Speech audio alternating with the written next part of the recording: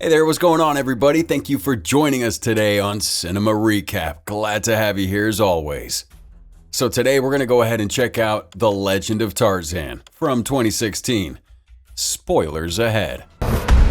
Now we start off with a little bit of text, just to set the scene for us.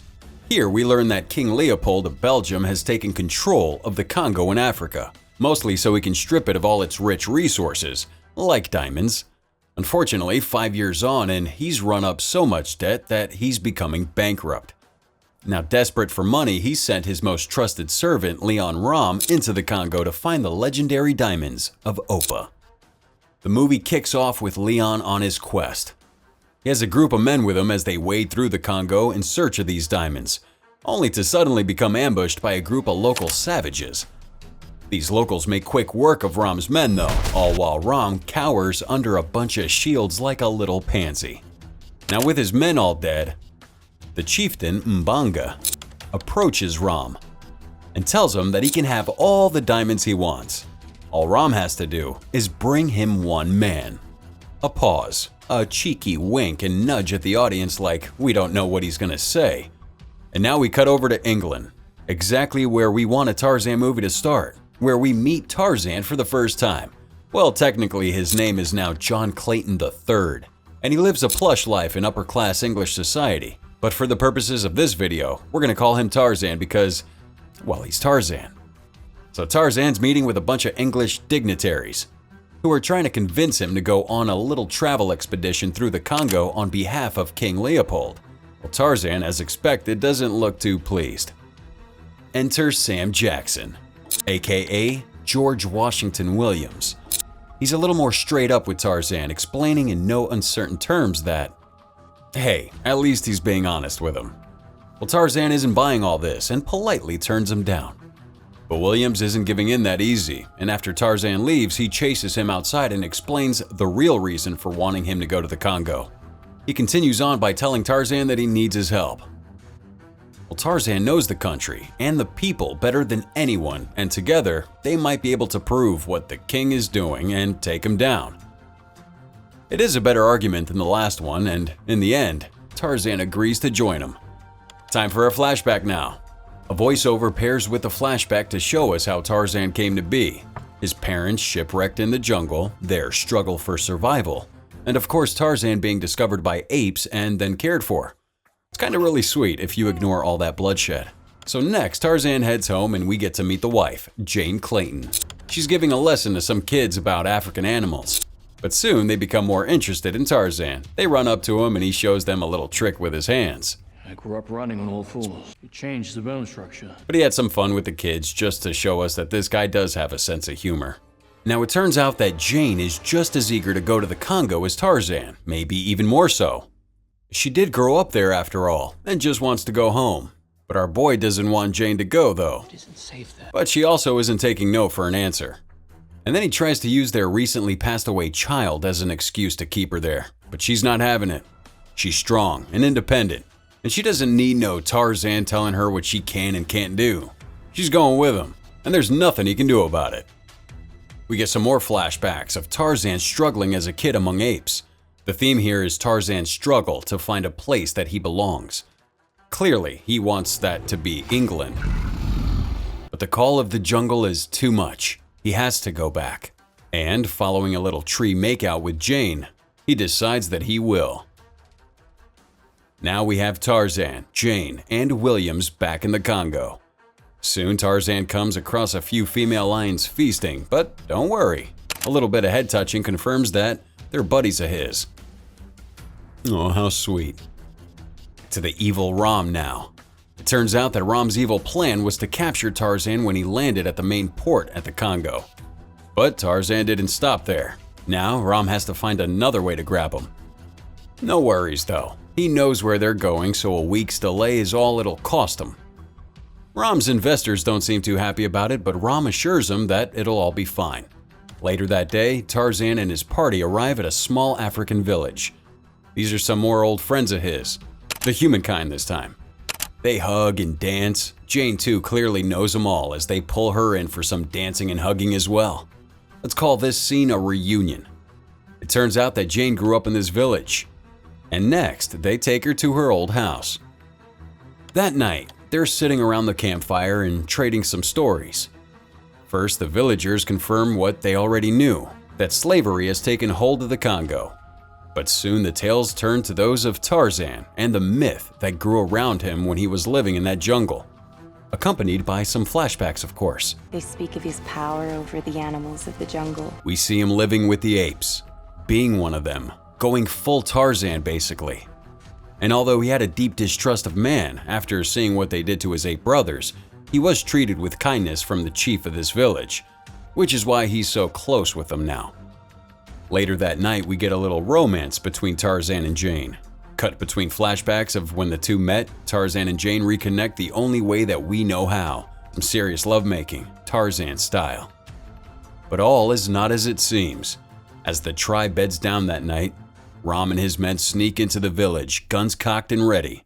They manage to corner and trap a bunch of villagers, the chieftain as well. But little do they realize that our boy has them in his sights. He charges and takes a couple of them out, ape style. But there's too many, and soon they have him down and tied up. And it's not enough just to capture Tarzan, they manage to capture Jane as well. And then, just because these are bad guys and they like to play with fire, they decide to tease Tarzan a little. Must have been something the first moment you saw her. For real, can't wait for these guys to die. And it looks like it might happen pretty soon too, because Williams and the other tribesmen are staging a counterattack. As the soldiers carry Jane and Tarzan to the boat, they spring from the village and fire on the soldiers. This sees him drop Tarzan, which allows for him to roll into the bushes towards safety. Unfortunately, Jane wasn't so lucky. She's still on the boat, and Ram knows that if he has her, then he has Tarzan. I need you to scream for me. Well, Tarzan knows this too, but he doesn't care. He's going for Jane, even if it kills him. The next morning, he and a few tribesmen come up with a plan, and one of the tribesmen suggests that they take the train halfway there, just to save a little bit of time. The plan is agreed upon and they all shake hands, except for Williams. He wants to come, but Tarzan isn't so keen on that idea. Well, they argue a little more, and Tarzan goes full Tarzan and lifts Williams up by the throat, but Williams doesn't back down.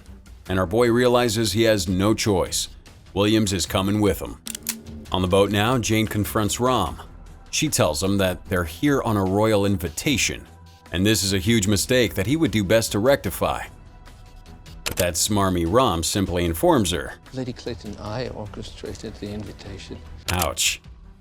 He then tells her, A tribe of savages is trying to tear your husband apart. this guy's a straight shooter.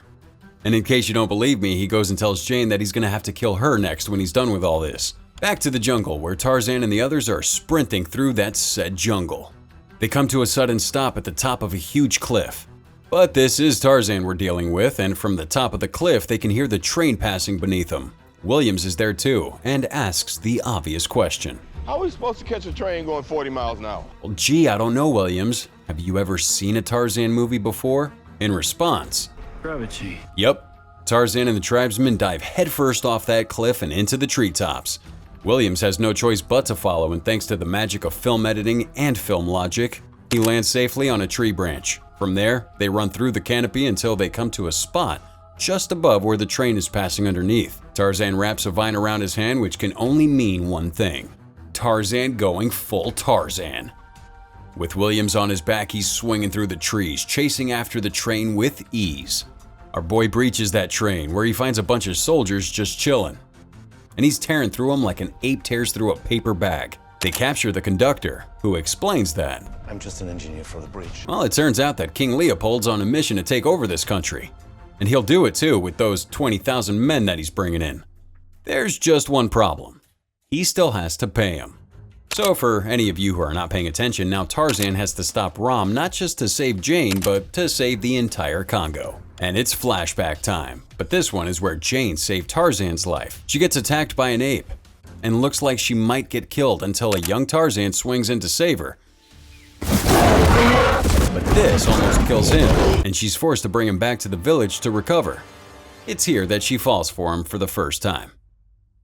That night, Jane has dinner plans with Ram.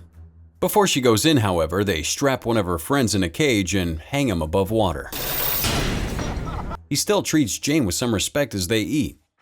And then he gives her a little backstory on that bracelet of his.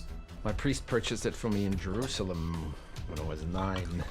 And indeed, she tried to escape and somehow he manages to tie her down with it, showing off his skills. The main thrust of this dinner is Rom explaining to Jane that the army is coming in 6 days.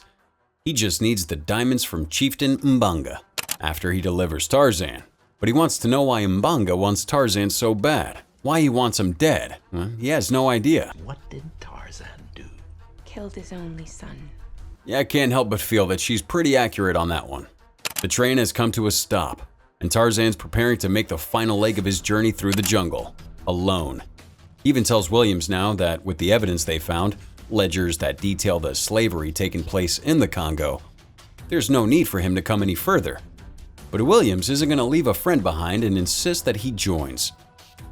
Well, Tarzan doesn't want him to come because the way is dangerous. They have to cut through Tarzan's old home, where his gorilla friends live, the Magani. And apparently, they aren't really friends of his anymore. Gorillas are gentle, Ngani are not. Later that day, Tarzan and Williams come across this group of gorillas deep in the jungle. Williams, being all Williams, pulls his gun on him, but Tarzan warns him. Right on. And Williams asks what Tarzan means to do. He's gonna go all fisticuffs with that full-grown gorilla and hope that somehow he comes out the other side in one piece. Oh, and it's not just any gorilla. This one is named Akut, his brother, and as you can see here, he's one mean, angry-looking ape. Because now we have ourselves a little fight scene. And as predicted, Tarzan gets torn apart here. He does what he can do to hold his own, but ultimately he's human and not made for this kind of stuff. But he does hold his own for long enough to convince the apes not to kill him or Williams. And Williams even bows down to the ape. And seeing this submission is enough that the apes leave him in peace and not pieces. But our boy's injured.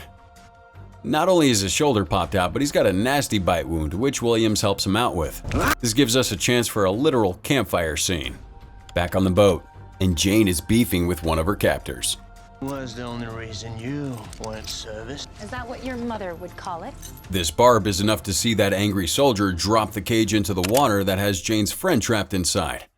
Now Jane, seeing her chance, jumps overboard, manages to unlock the cage, and together, she and her friend swim for shore. But it's not that easy. There's some hippos in the lake, and they smell fresh meat, who manage just barely to get to the shore. Jane's running through the jungle now, desperate to get away when she suddenly comes upon a group of apes. Thinking quickly, she drops to her knees and submits to them. Unfortunately, this just gives Rom and his men a chance to catch up. They cock up their guns and demand that Jane comes back with them, or they're gonna shoot those apes. Well, she agrees, foolishly. I say foolishly because the moment she is with Rom, the soldiers start to gun down those apes anyway. Little do they realize, though, that Tarzan is within screaming distance. He hears his wife's cries. And we get another Tarzan scene. He's swinging through that jungle, desperate to get there in time. Sadly, he's too late, but it really doesn't matter. And wouldn't you know it, that next scene sees Rom back where it all began, with the Opa tribe. They have the diamonds ready for him. All they need now is Tarzan. And when our boy does turn up, he spots Jane being loaded onto the boat with the diamonds, and goes for her. But he has to get through the tribe first, their chief especially. The two duel it out, with a few others jumping in for good measure. But Tarzan's just too good, and soon he has the chief in a headlock with a knife at the throat. The chief demands that he finish it, but Tarzan won't. He apologizes for killing the chief's son, and admits that he made a mistake. But this isn't about them, it's about Rom and those diamonds. The point being that if Rom gets away with those diamonds, he'll be coming back with an army, and that means death for everyone in the Congo. This is bigger than all of them. And the chief realizes he has no choice but to let Tarzan go. And as you can see here, he isn't so happy about it. Well, they track Rom to his base camp, a small village on the water. Unfortunately, it's heavily defended, as Williams points out. Rom's got the diamonds, there's 1,000 men down there. You can say that again.